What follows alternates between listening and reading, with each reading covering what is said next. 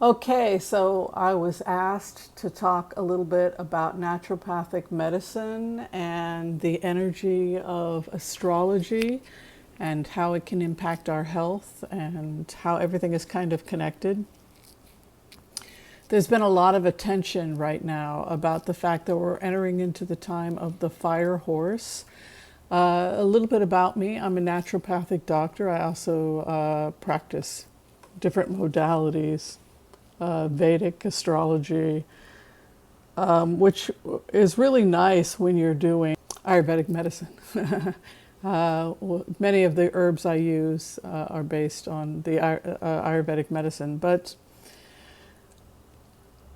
what we know about the times that are coming is that fire horse is associated with swift movement. In the tarot, it's seen as the Knight of Wands. We think about hot, fiery planets. We think about Aries, which is Mars, the Sun, Leo, Sag, or fire sign. We also think about the relationship between fire and other elements. When we think about the horse in general, it tends to be a very active year because we think about the energy of what is called the horse year as being very dynamic. So it's going to be a very active year for most of us. But with fire, if you have too much fire in general, that can create some kind of health challenges. In Ayurvedic medicine, that's called pitta, where it's too much heat in the body. So everything that exists in the physical world can have an impact on our health. In Chinese medicine, there's no difference between the physical world. If you live in a damp place, for example, you can get certain health ailments that are associated with the dampness. The same is true when you're going through a year that might be extremely hot or aggravating. The same is true when we're talking about a year that might be hot or aggravating, like the energy that we see with the fire horse.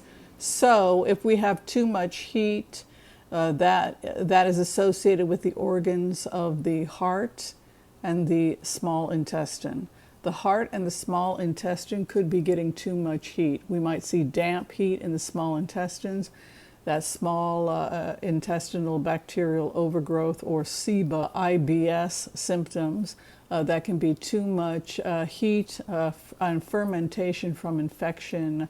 Too much bacteria in the small intestine would be an example of damp heat in the small intestine. If there's too much heat in the small intestine, too much heat in the heart can be cholesterol. Too much oil can aggravate or increase heat.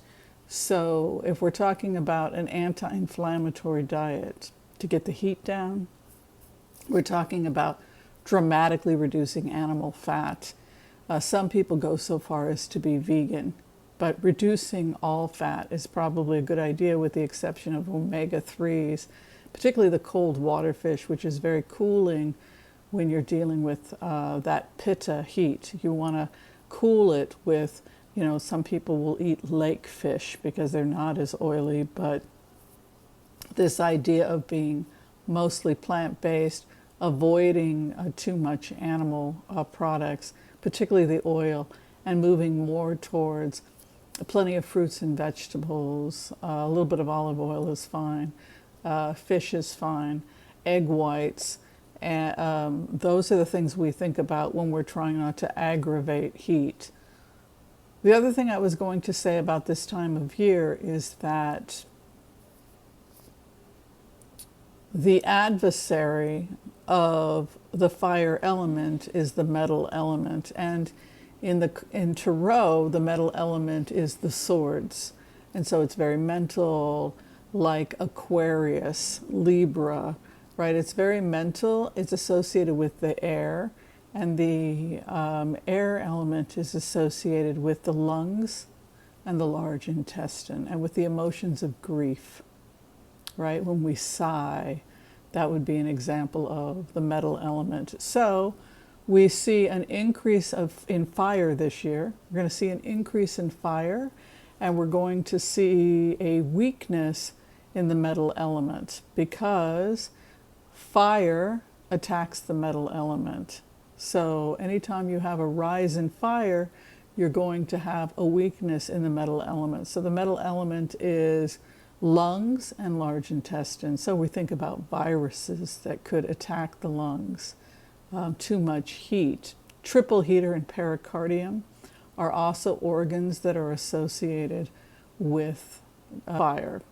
So triple heater is our immune system, for example, and so it has this ability to cool, right, to create a fever, excuse me. So if you had an imbalance in metal, if you had an infection or something like that, triple heater, you would have an overabundance of heat from triple heater attempting to clear the virus. So those are some of the things that we're just looking at overall for 2026, starting February 17th, I believe, is when we enter into our fire horse, that we're going to be seeing a lot of heat. So I am putting a lot of people on an anti-inflammatory diet, calorie restriction, trying not to eat after a certain hour, say 6, 7 o'clock at night, giving yourself about 3 hours of fasting prior to going to sleep. All of that clears heat. Too much congestion in the liver can also cause heat, because wood feeds fire. And when we think about the wood element, we're thinking about the liver and we're thinking about the gallbladder, right? So another way to clear heat is by simply giving the liver a rest, and that means reducing carbohydrates, except for the complex carbohydrates, but trying to limit how much sugar you have in your diet. I thought I would show you all a setup. I have a patient I'm going to be making a remedy for, and it's interesting that this is the particular patient that I'm going to be working on. So I have to get the heat down in this patient, but I also want to be able to help this patient feel better, get the inflammation down, get the heat down. So we would say that this is a patient that has too much pitta. She has too much heat. So one of my go-tos is chaste tree. I think this is backwards, right? So chaste tree is one of the ones I'll be putting in her remedy today. And of course, I also have some dong quai.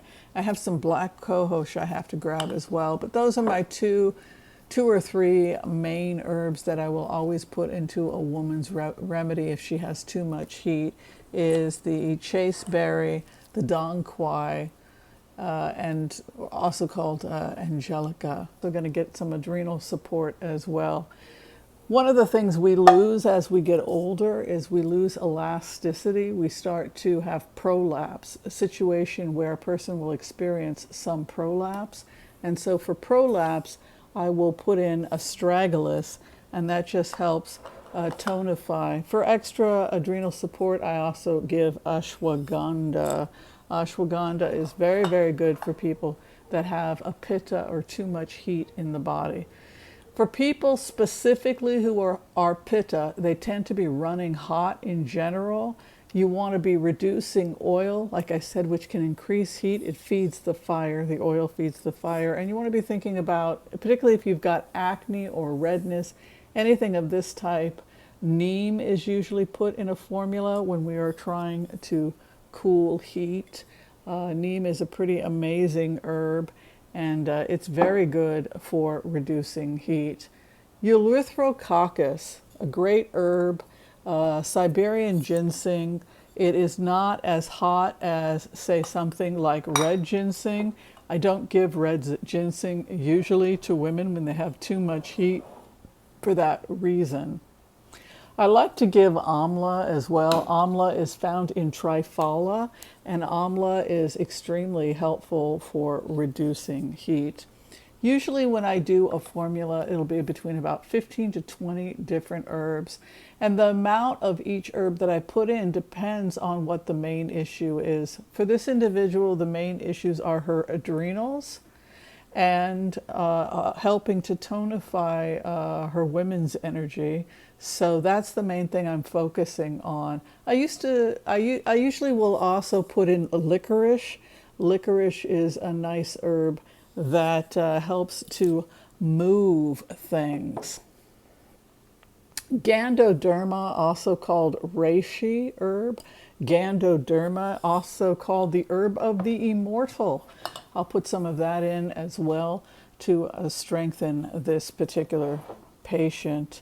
Amla is part of triphala, and so amla is very, very helpful for people who have too much heat in the body. It's part of the three fruits of a medicinal herb combination called triphala, which is frequently given for digestive health and for balance in Ayurvedic medicine.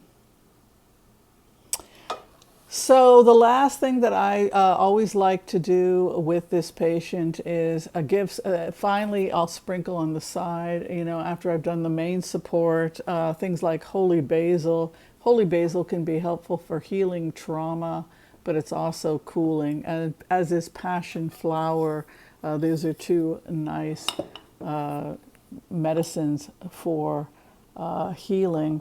I may also give her some Rehmannia. Rehmannia is another helpful herb that we give quite a bit to women. It's considered one of the treasures, one of the 8 treasures. Too bitter, I will often put in a carminative blend. This is an example of a carminative blend, and I just put it in to make the teas taste good, and it can be helpful for digestive aids, just to help a person who's having trouble with their digestion. Usually it contains fennel, cinnamon, cardamom, star anise, and ginger. So those are herbs that are anti-inflammatory, and they help ease digestion. And so for that reason, I will often put them in my herbal formulas. I also sometimes like to put a couple of rose petals. Rose is a wonderful tonic. It's good for the liver. It has a nice flavor. But the other nice thing about rose is it's just my signature blend that if you have a formula individually made by me, if I am your doctor, usually you will find rose petals. It is my signature when I am making a remedy. When a person has a lot of fatigue, I will sometimes put in some good old-fashioned green tea, particularly if a person has adrenal fatigue and needs a little energy and is trying to get off coffee. Then I think a little bit of green tea is fine. Not so much they're going to be up till 2 in the morning, but a little bit of a kick I think is absolutely fine. If you're concerned about your immune system during this time, during the time of the fire horse coming in and attacking that metal element, you could think about some of the herbs and herbal blends. I certainly make my own version of the herbal blends, and they usually contain things like elderberry. Elderberry can be very helpful. Echinacea, golden seal also can be helpful, as is Oregon grape. Gandoderma is nice. That's the reishi or herb of the immortal. I think I showed you that earlier. Absolutely amazing plant, and just about everybody I know benefits from Gandoderma.